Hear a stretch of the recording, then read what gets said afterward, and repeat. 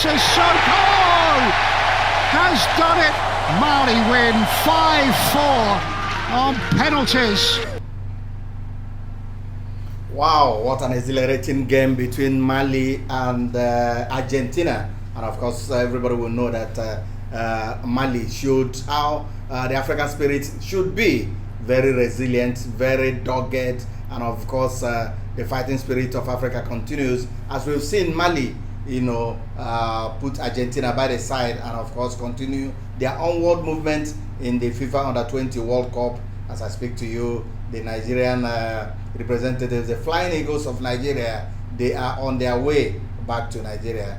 We'll be talking about that yesterday. They held Nigeria, the Nigeria Football Federation to ransom, and we'll be talking about that, the disgrace. It has become a very frequent thing that anytime Nigerian teams are playing or representing their fatherland, that's the time they use the opportunity for them to ask for what belongs to them. Is it right? Is it not right? We'll definitely look at that today, and of course also look at the matches that were played in the Under-20. Nigeria may have been beaten and of course sent home packing.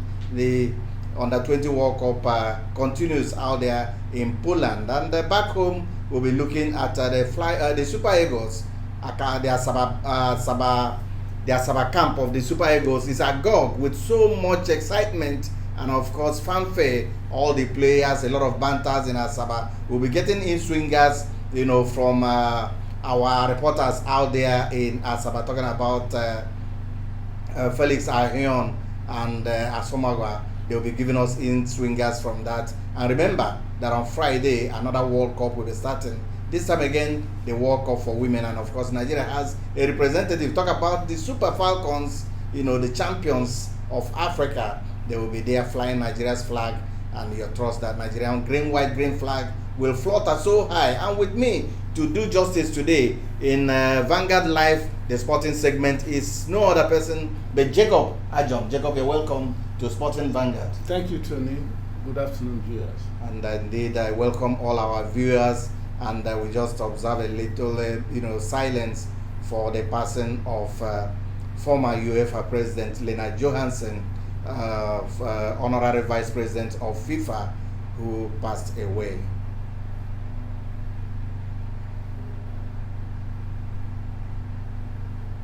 And may his soul and the souls of all the faithful departed rest in perfect peace. And indeed, that's Lena Johansson, a very powerful, very heavyweight man, that administered football out there in UEFA, and of course, honorary vice president of FIFA. And I must tell you that Gianni Infantino, the president of FIFA, gave out superlative words, talking about his wisdom, talking about his experience, and his love and passion for football, when he observed a 1 minute silence, for the heavyweight that passed. And then that brings us back home. We're talking about the Flying Eagles and the Super Eagles out there in Asaba. But let's take a glimpse of all the results that were played out there in Poland. Japan lost 1-0 to South Korea. One interesting thing about the fixtures, we saw African countries, cancelling out African countries, Asian countries cancelling out, and South American countries equally, cancelling out. So we saw Japan 0, South Korea 1, and France 2, United States of America 3, Argentina 2, and Mali 2. It was a very, very interesting match. That was the African spirit, the one that I told you of, the doggedness, the determination, the resilience of the Malians. They showed it, and of course, they triumphed at the end 5-4. What it means is that the Malians scored all their 5 penalties. It was a very beautiful display of artistry, and Mali will continue to fly African flags. And Jacob, that was just all the results that we saw yesterday, despite the fact that Nigeria is on their way back. Well, Nigeria crashed out because we were, I want to say, the least prepared in terms of personnel. We didn't have quality players and the quality technical bench to handle a competition of that magnitude. We saw what Mali did last night. They actually showed that they're African champions, and then I think the sky will be the limit for the Malians, because they have shown that, given the way Argentina were playing, everybody thought they are the favorites because they have won this tournament up to a couple of times, and coming from behind to equalize and then go ahead to beat them on penalties. I mean, to beat the Argentines on penalties now show the mental character of the Malians. I want to believe they have a bright future in this tournament as far as they are concerned. They have been doing well, representing Africa very well. The other African team that I think will go far is Senegal, except if they are paired against each other. That is where one of them will have to leave perhaps earlier than expected. Ordinarily, I see them going all the way. The two African representatives. I remember the other day we were talking about the character of football. Football is a team game, and when you play, you just have to play with all your teammates. It's not just an individual game where you want to showcase your talent and, of course, too much excess dribbles and all those. That was exactly the hallmark of Mali yesterday. They played together and, of course, showed their fighting spirit, something that was lacking in the Flying Eagles of Nigeria. And I'll tell you, the Flying Eagles may have bowed out of the FIFA Under-20 World Cup, but the stories are making rounds everywhere. But negative stories, I must tell you, Jacob, you must have heard that after losing out in the FIFA Under-20 World Cup, the Flying Eagles took their fight to their hotel and, of course, refused, to vacate their hotels and said that all their expenses, bonuses, allowances must be paid. They held the Nigeria Football Federation to the jugular, Jacob. It's not the first time, neither is it the second time that the Nigerian national teams will use any little opportunity they have outside, to show out Nigeria negatively to the world. Well, I thought all that was or has gone with past regimes of the NFF, because this particular NFF has shown some kind of planning. They have planned very well, particularly for in the last World Cup, where the Super Eagles went to Russia. Everything was stated. Even before the kickoff of the World Cup, everybody knew what he stood to gain or stood to get in terms of bonuses, in terms of allowances and all that. But in this case, I don't know what happened.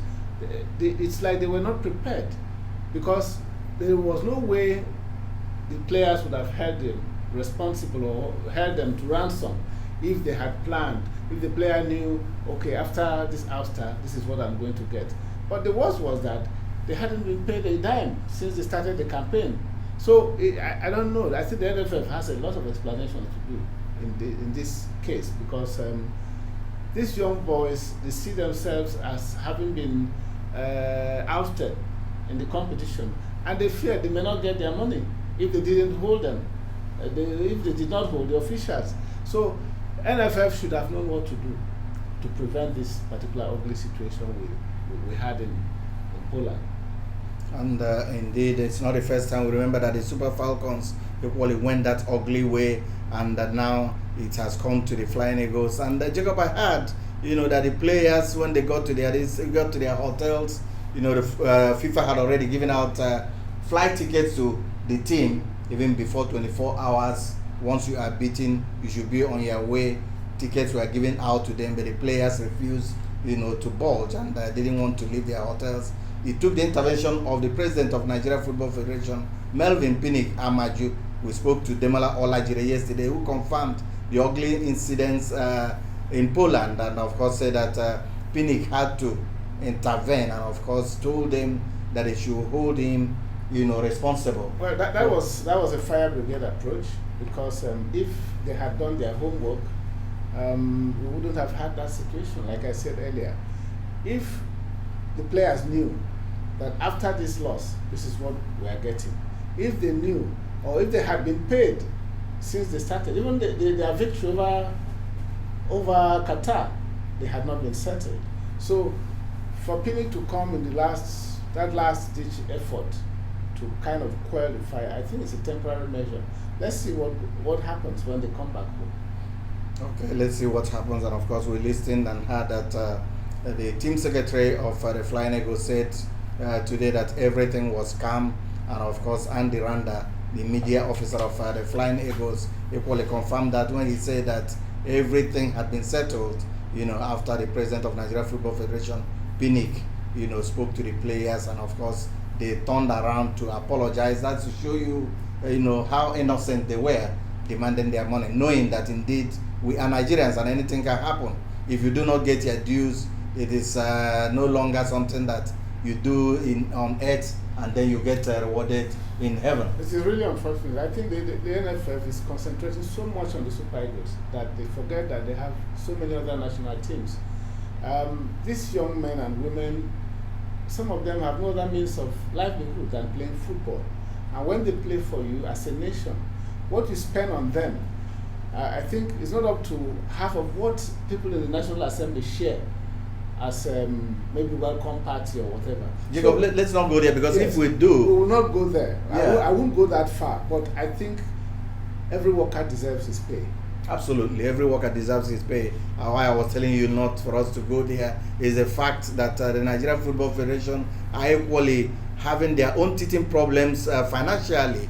You remember just recently it was Vanguard newspapers that revealed that former sports minister Barrister Solomon Dalong did not even include the Super Eagles AFCON preparation and of course playing in the African Cup of Nations in Egypt in the budget that was presented to the presidency for approval. What it means is that as you watch and of course get updates on the Super Eagles, if not for the president of the Nigerian Football Federation and of course his other federation members, they may not get money to prepare for this. And we know that in FIFA pays for almost everything, but then there are some other things that CAF will not take care of. Those are the things that Nigeria may be lacking, and the Nigerian Football Federation will take that from there. But as we speak, let me tell you that the Flying Eagles are on board. They left Poland, Warsaw, and then they are coming through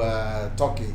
Definitely they will be getting to Nigeria today by 11 p.m. That was confirmed to us here. As when we speak, we tell you exactly when they will be touching ground. If you are at the Murtala Mohammed Airport by 11 p.m., they will first of all go through Abuja, drop those in Abuja before coming back to Lagos. So by 11 p.m. today, the Flying Eagles will be coming back home, and of course we pray that they have taken their necessary lessons from all the matches that went down, and perhaps will be joining us in watching on television. That's the ugly aspect. You look at the scenario, you look at the stadium, you look at the players, like the Malian players. I was saying I was there. It happened severally. I travel with the national team of Nigeria. They will be the first ones to leave me out there, either in France, either in Russia, either in Argentina, and they will leave me and I will become alone, covering other nationalities. It's not a beautiful idea when you go out there to represent and cover,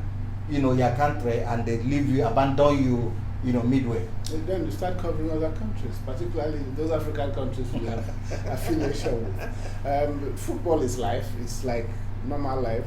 We're all born. Some are gone. Some of us are still here, hanging on. So how you get to the final is how you prepare for the tournament. If you leave early, well, you will go back home and start all over again. So for the Flying Eagles, I pity them. And even the NFF, I'm beginning to sympathize with them when it comes to finances, because even their sponsors are not coming up with the desired money they are supposed to get because of some negative reports here and there. Absolutely. So NFF should bring out the money, because they have told us that they can generate funds. Very good in marketing. They should bring out the money and pay to these young men, so that that chapter will be closed. Then we start looking at another step to take for the future. Okay, you're still watching Vanguard live here, and of course yours sincerely, Tony Ubane, is anchoring. And let's look at the Super 6. That's, I told you, we're having Festival of Football. You go to Poland, is there on Friday. Out there in France, the world will be, gazing at France, Paris. And of course, if you come back to Nigeria, we are talking about Asaba, where the Super Eagles of Nigeria are already camping ahead of the African Cup of Nations that will be holding in Egypt. And Jacob, we've heard about the number of people who are in camp.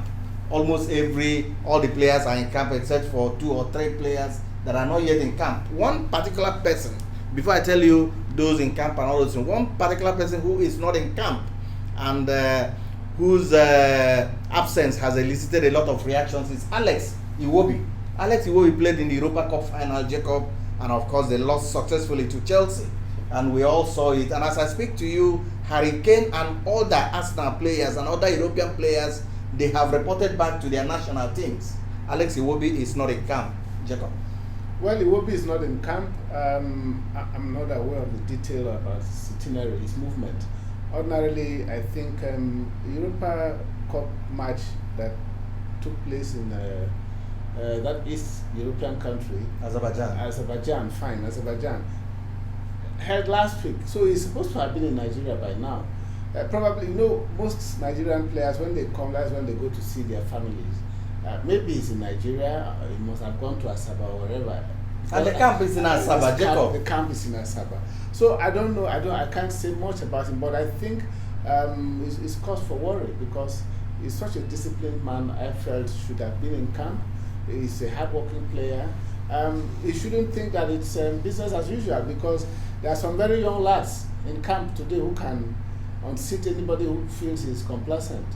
There's no shirt that is secured as far as Roy is concerned.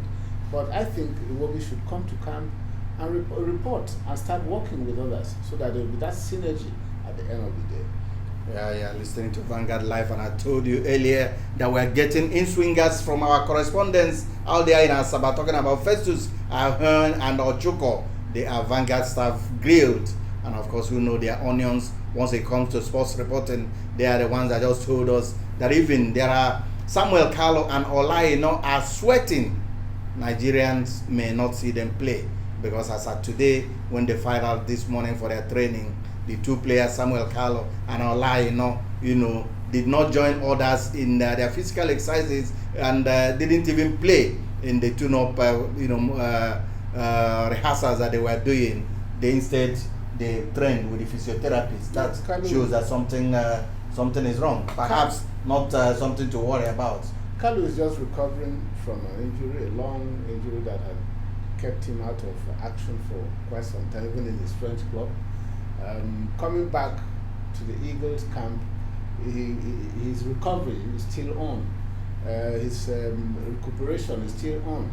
Olaino too had a similar case in Italy where he was playing. So I think for the technical crew, they are looking ahead. Observing them so that they can be fit before the Nations Cup. They may not be fit for this weekend's friendly against Zimbabwe, but they definitely will be fit for the World Cup. So there should be no cause for alarm. Okay, definitely be fit for the World Cup, the African Cup of Nations. And indeed, another story that came out yesterday, courtesy of our reporters, Eagle Eye reporters out there, Festus Ahern and Ochoko in Asaba. Like I told you, Vanguard will always station people where it happens. These are the two reporters that are out there in Asaba, just giving us in-swingers from there and telling us all the details that are happening. Yeah. We also hear that Odion Ealo has equally declared himself fit for the African Cup of Nations and of course for the friendly against Zimbabwe that will be going down this weekend. Is it, Jacob, players declare themselves fit? I thought it's the medical crew that will definitely come out to declare that social players are fit. We saw Harry Kane, before the Champions League, declaring himself fit, and of course Pochettino, took him, and of course we saw that he was a shadow of himself in the final where Liverpool ran away with the Champions League trophy. Well, these days, where players want to play, when they want to play, they declare themselves fit. They say he who wears the shoes knows where it pinches. So definitely, Igalo, the highest goal scorer in the African qualifying series, I think we need him in the team for his experience, for his scoring ability, because he has a very clinical foot that smells goals. He scores goals at will, particularly here on the African continent. So Igalo, declaring himself fit, I think he needs a backup from the technical crew, the medical now, to say yes, he's actually fit to go. So I think he will do well. He will justify his inclusion in the team if he's allowed to play. Okay, Jacob, but I think it's also the desire, that shows the patriotism when a player declares himself fit That shows you the burning desire in him that he wants to come and contribute. He wants to be part of the team and, of course, to render services to his fatherland. Perhaps that's what Odion Ighalo is doing by declaring himself fit. And we hope, you did mention that Odion Ighalo, is a lethal finisher once it comes to the African continent. But most times, when we are playing internationally, we've been to the World Cup, we've seen other series of these things, that he too also fizzled out. We hope that African Egypt will be a very fertile ground for Ighalo to explode the way we expect that he should explode. Eagles at the World Cup was a disappointment. I mean, the entire team. You can't just signal out Odion Ighalo. At the World Cup, the Super Eagles failed us. Failed me in particular, because I felt we had a team that could go far. Not to win the tournament, but at least would have gone far. But they all lost their chance. It was a great chance for them to have shone, but they didn't come to the party. But in Africa, I think they are in a familiar ground. They have to show themselves that really they are successors of champions, because the Super Eagles have shown that they can be champions anywhere, whether in Tunisia, in South Africa, apart from the 1980 trophy won here in Lagos. The Super Eagles have won their 2 other trophies outside the shores of this country. Tunisia and South Africa. Tunisia and South Africa. So I think this group have a chance to really prove that they can as well do it. And that's exactly what our reporter told us yesterday, that the technical advisor of the Super Eagles, Janet Rowe, addressed the press. He said, was very, very optimistic that the Super Eagles will definitely do very well in the African Cup of Nations in Egypt. That's the Pharaoh's land. But before that, Jacob, we just see that the Super Six coming back to Nigeria again. We saw so many wonderful matches that went down yesterday. Enyimba International in the rental derby against Enyimba of Aba, went down. Enyimba 1, Rangers International of Enugu 0. And Kano Pillars 2, Akwa United 2, Ifeanyi Uba 1, and Lobby Stars 3. Jacob, that was the results yesterday, and particularly the one that was at the top of all the matches was the rental derby between Enyimba and Rangers, and at the end, Enyimba ran out, despite the fact that Rangers have really been very, very hot this season. Rangers, yes, have been very hot, no doubt about that. In fact, I tipped them before the commencement of this Super Six to win all their matches, but they started on the wrong foot, because any match between Enyimba and Rangers could go either way. So that was what happened yesterday. Enyimba took their chances, nicked in 1 goal, and held on to it to the end of the encounter.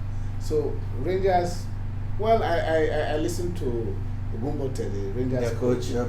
He was still sounding very optimistic that they are here for a tournament, not a one-match encounter. So out of 5 matches, they have lost 1. So they still have about 4 more matches. They look ahead to win the remaining 4. And he still sees his team as the potential winners of this Super Six. So let's wait and see what will happen. For Pillars and Akwa United, it was a titanic battle between 2 teams that are determined to prove their worth. Akwa United, they are AFCON Cup champions. They have been up there. They won one of the groups in the league, the NPFL league. So they are there as champions of Group A or B, because being there, they want to justify why they finished tops in their group. Absolutely. So Ifeanyi Uba and Lobby Stars are former champions. I think with the loss of their coach, they want to win it for their late coach.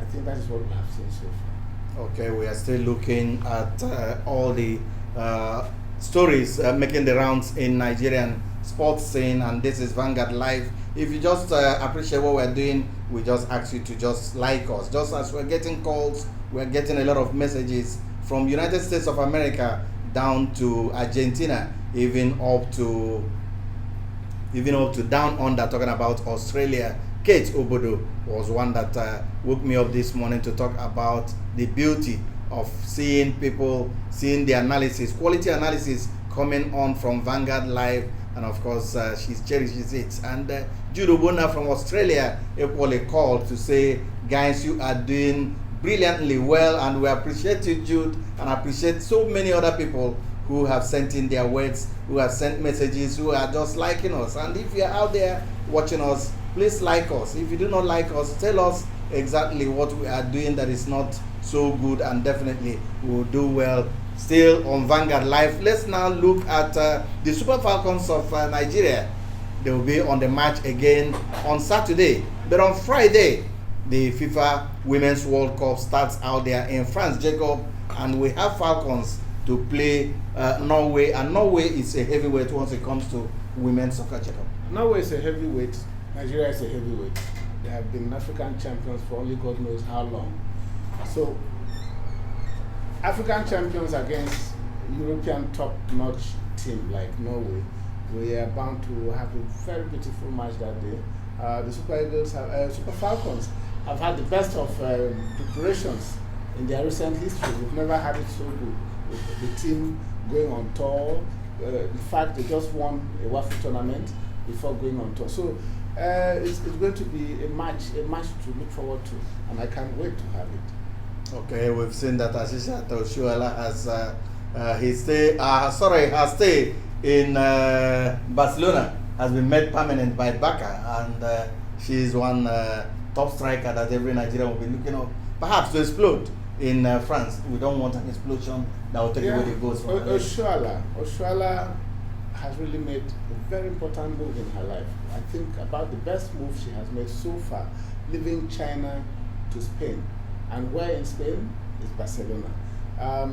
She was the lone scorer in the Barcelona side when they played the finals of the UEFA Champions League. The first African woman to score in the European Champions League, except that they lost. But that notwithstanding, she has made history for herself. She made her match. We watched her play during the African Women Championship. She wasn't that impressive. She wasn't the Oshuala we knew before going to China.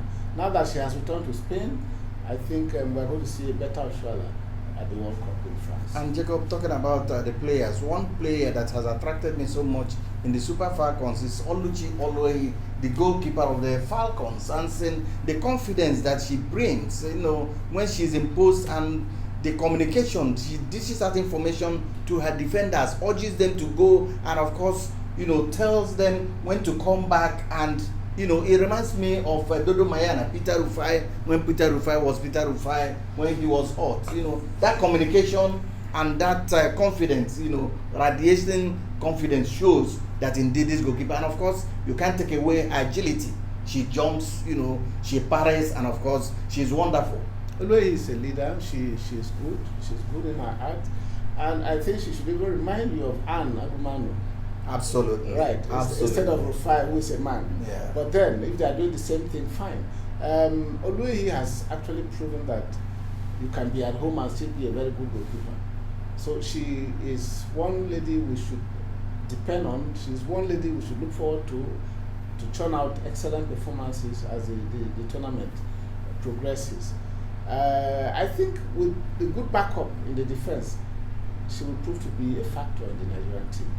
Okay, we are still, Nigerians are hopeful, looking up to Thomas Denebi, the Super Falcons coach, who of course is in charge of the team, and everybody expects that Thomas Denebi must have crossed all the T's and dotted all the I's, and the Super Falcons World Cup Women in France starts this Friday. It's a program that we're going to really X-ray. Will be coming, perhaps. Jacob talked about Anna Goman. I remember her, did a lot of programs with her, and I will see how possible it is for us to bring Anne Chejine, to come here and analyze the matches as the Super Falcons, confront the rest of the world out there in France. They are still listening to Vanguard Live, the sporting segment. We have been going through all the things concerning sports here, and of course I see that my producers Bankole Idowu and Emmanuel Okoba, they are doing absolutely well behind the cameras. We call them men behind the masquerade. They don't dance, we are the ones that dance, and of course we take all the glory. But I must tell you, without these people pressing the the buttons and doing the things that are right. We can't be getting calls from Australia far way under, they call it down under. I've been to Australia and I know how far it is away from the rest of the world. And of course, talk about USA, talk about Sweden. We've been getting calls. Just like us on your Facebook, like us, and then we'll definitely be coming here every time to churn out sporting information that you definitely use, and of course for your entertainment. Remember that the under-20 Flying Eagles, despite all the things that they happened in Poland, they are on their way back, and of course we're equally praying that God will lead them safely back to all their destinations. I remember too that most of the foreign-based players that featured in the under-20 for the Flying Eagles, most of them will not be coming home. They will be flying to their destinations, to their bases, and only the home-based lads who are out here in Nigeria are the ones that will be touching down in Nigeria by 11 p.m. That's we are exact on that, because we always speak, to those that matter. We speak with the team administrator, we speak with the coaches, and of course the players. That's exactly the size of Sporting Vanguard today. If you have enjoyed us, please stay tuned, because there are so many other programs lined up for your entertainment. Here in Vanguard, we look at things dispassionately and of course give you the best that you cannot get anywhere.